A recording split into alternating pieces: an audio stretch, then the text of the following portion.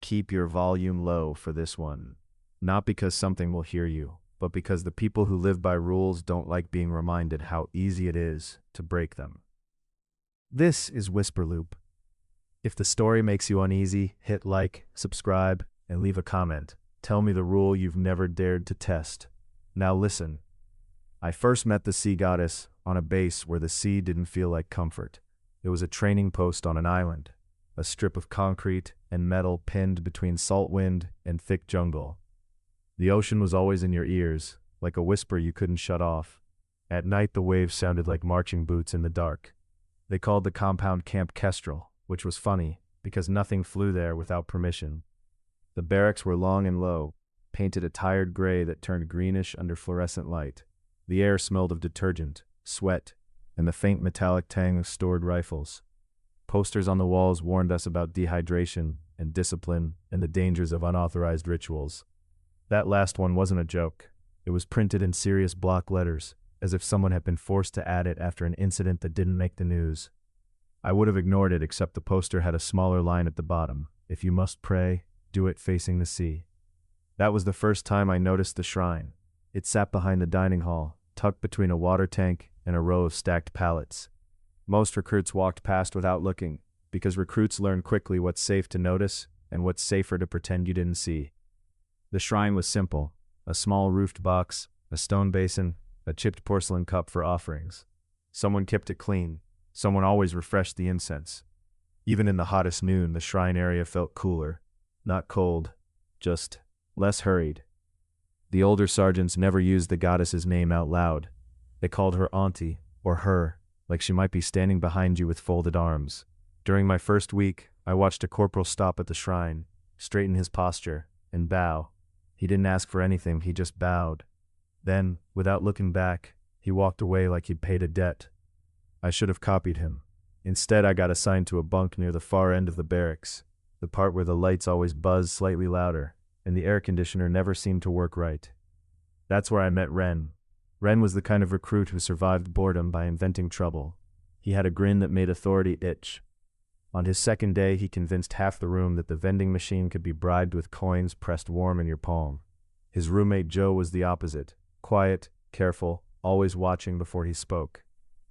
We became a trio the way people do in places that compress life into schedules, by sharing the same exhaustion at the same time. When the barracks settled into a chorus of muffled breaths and occasional coughs, Ren whispered like we were plotting a heist. "Want to play something?" he said. Joe, half asleep, mumbled, "No cards." Ren snorted, "Not cards." I turned my head on the pillow. "What then?" Ren waited, savoring it. "You ever played the saucer game?" I knew what he meant. Everyone did. The stupid little spirit game you hear about in school. Draw letters, set a cup, ask questions. Pretend the cup moves. "I'm not into that," I said. Ren's grin widened. "You're on an island with no signal and 100 hours of silence. You're into it, you just don't know yet." Joe sat up a little. "Don't," he muttered. Ren ignored him. "We can do it quick. 15 minutes. If nothing happens, we go to sleep, and you two stop acting like you're 80. "We'll get punished," I said. Ren shrugged. "Only if we get caught." Joe's voice sharpened. "They put unauthorized rituals on a poster. That means someone got caught." Ren's grin faltered for a second, then returned, brighter. "Exactly. That means it's real enough for them to care." Silence, thick as humidity. I should have rolled over. I should have let the ocean's whisper carry me into sleep. Instead, I heard myself say, "Fine, 15 minutes." Ren's eyes glinted in the dark. He slid out of bed like he's been waiting all week. I whispered, "Stop." Ren didn't. He leaned closer. "What do you want?" The saucer moved. CLOSER. Joe swore under his breath and backed away. I tried to lift my finger. The saucer stayed under it. Not heavy, just insistently present. Ren's voice trembled with excitement. "Closer to what?" The saucer slid away from the letters again and pointed to the barracks door. Then, inch by inch, it turned toward the small shrine behind the dining hall. How could it point to that? We were inside. There was no line of sight. My mouth went dry. Ren whispered, "Let's go."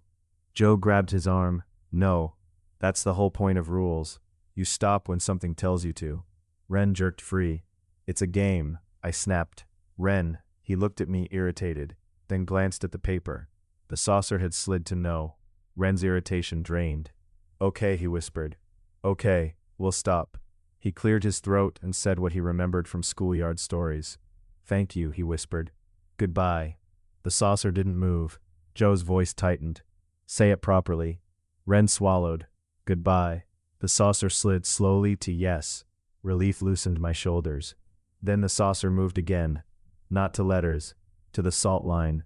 It dragged its edge across the salt, smearing the boundary like a finger through chalk. A faint gritty sound. The ocean outside remained muffled. Joe whispered, Don't. The saucer scraped the salt into a gap. A break. A doorway in powder. Then it stopped. Ren's face was shiny with sweat. We're done, he whispered, voice shaking. We're done. We tore the paper in half and shoved it under the bunk, like hiding evidence would unmake the act. Ren rinsed the saucer in the bathroom sink, hands trembling.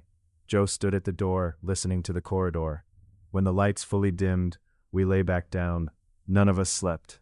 At 2:11 a.m., the first sign arrived. A whisper, not in my ear, in the barracks itself. It sounded like a group of men speaking just beyond a wall, soft, overlapping, indistinct. The kind of murmur you hear when a crowd waits for something to begin. Ren sat up, eyes wide. Joe stared at the ceiling as if he'd been waiting for permission to panic. The murmuring lasted a minute, then vanished. The ocean resumed louder than before. At morning drill, Ren acted normal in the way people do when they're trying to convince themselves. He made jokes, complained about food, kicked at stones. Joe didn't speak much. I kept glancing toward the shrine. The incense smoke rose straight up, as if the air there was calmer than anywhere else. That night, Ren insisted we shouldn't chicken out. We ended it, he whispered. We said goodbye, it's fine. Joe's voice was flat. It scratched the salt. Ren shrugged like that meant nothing. I didn't want to play again. But at 10:47 p.m., the lights flickered. The ocean muffled, and the whispering began again, closer this time, as if the crowd had moved from beyond the wall to inside the room. Ren's grin wavered.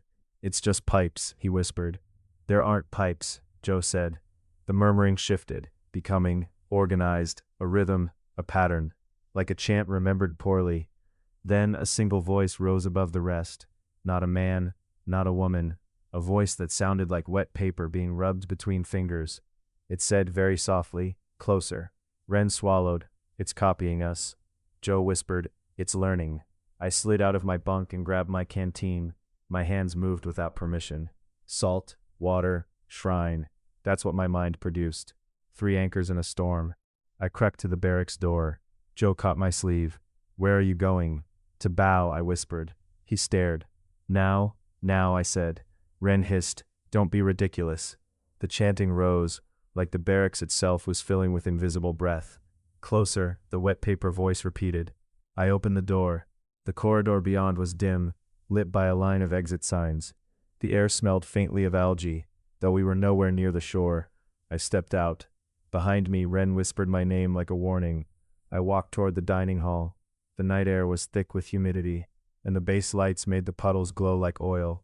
The shrine sat where it always sat, small, clean, patient. I approached, my skin prickling. The incense was still burning, though it shouldn't have been. Someone must have refreshed it late. Or something had. I set my canteen down, bowed once, then twice. My throat tightened. I didn't know what to say, so I said the simplest thing. I'm sorry, I whispered. The ocean far away sighed. A small gust moved through the shrine area, cool and salt-scented. The incense smoke bent toward me. Then behind me, a sound scraped the ground. Not footsteps. Something being dragged. I didn't turn. I remembered the poster. Pray facing the sea, so I faced the sea. The dragging sound paused. A whisper, close enough to raise gooseflesh, brushed the back of my neck. Closer, it said. My stomach nodded. I bowed again. Deeper. The shrine's porcelain cup, empty, tinked lightly, as if someone had tapped it. Then a new sound joined the night. A bell. Not loud, a gentle chime, like someone walking with a small wind bell at their waist. The dragging behind me stopped. The air warmed slightly. A woman's presence settled near the shrine. No voice, no visible shape. just the certainty that someone had stepped into the space and expected everything else to behave. The murmuring that had followed me from the barracks thinned, like smoke in wind. I couldn't see anything, but I felt the weight of a gaze, not on me, on whatever was behind me. The wet paper voice tried again, closer, and whispered. This time it sounded smaller, off balance. Then faintly in the same space, another sound, like fabric brushing stone, as if a sleeve had moved. The air carried one clear instruction, not in words, but in the way the night suddenly felt arranged. Do not turn, do not answer, do not invite it to speak again. I kept my forehead lowered. Minutes passed. The bell chimed once more. The dragging sound retreated, slow and resentful. When I finally lifted my head, the shrine looked unchanged, but the porcelain cup now held a few grains of salt, neatly placed. Not spilled, placed, a warning, a receipt. I returned to the barracks. Ren and Joe waited, sitting upright like children who'd heard a monster in the hallway. What happened? Ren whispered. I bowed, I said. Joe searched my face. And? I hesitated. How do you explain a presence that rearranges fear without ever touching it? It backed off, I said finally. Ren scoffed, too sharp. So you think the shrine chased it? Joe's voice was quiet. I think the shrine reminded it, who owns the tide? We didn't play again, but we didn't escape either, because something had learned our schedule, and it had learned our word. Over the next week, the base changed in small ways. The corridor outside our barracks seemed longer at night. The ocean sound would mute at the same time every evening, like a hand over a mouth. And the strangest part, the alphabet on the notice boards began to look wrong. Not missing, rearranged. I'd read a posted list of duties and feel for a split second like the letters were swimming, like language had become tidewater. Ren started waking up with salt on his fingertips.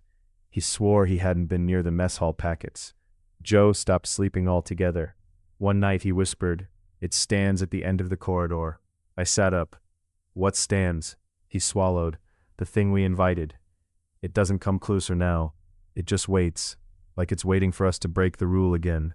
Ren tried to laugh. "So we don't." Joe's eyes didn't blink. "That's the problem. It doesn't need us to invite it now. It just needs us to answer." "What answer?" I whispered. Joe's voice cracked.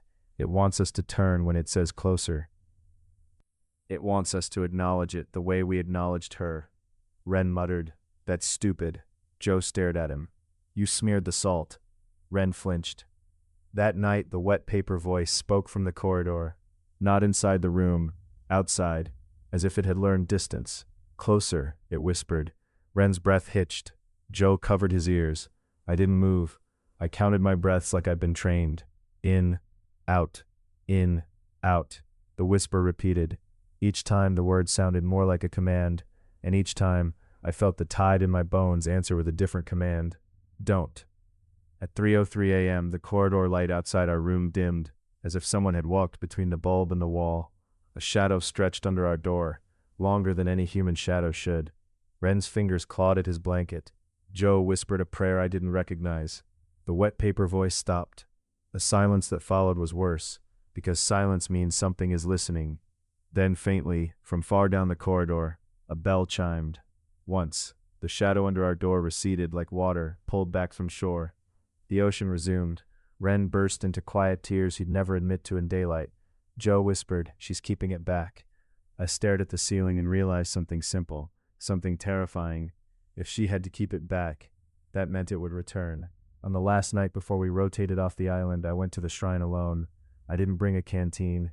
I brought an offering, a small packet of salt, because salt was the first word it used, because salt was the border we let it break. I bowed, set the packet down, and whispered, "Thank you." The air moved, cool and clean. The incense smoke rose straight.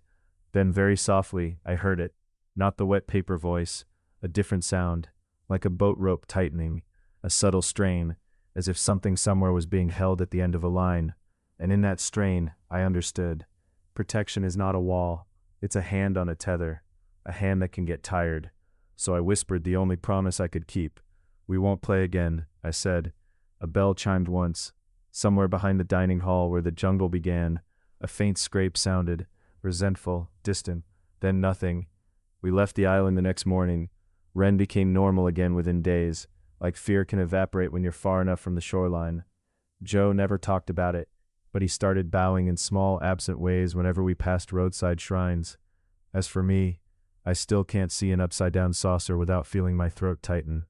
And sometimes, on humid nights when the air feels thick and the ocean is far away, I swear language looks wetter, like letters could rearrange, like a word could become a command. If that ever happens to you, don't answer, and don't turn when something in the dark asks you to come closer. If you made it to the end, leave a comment and tell me, would you have gone to the shrine? Or would you have pretended it was just a game? Tap like, subscribe, and join Whisper Loot for more stories where the rules are old, and breaking them feels easy, until the night starts repeating your words back to you. Good night.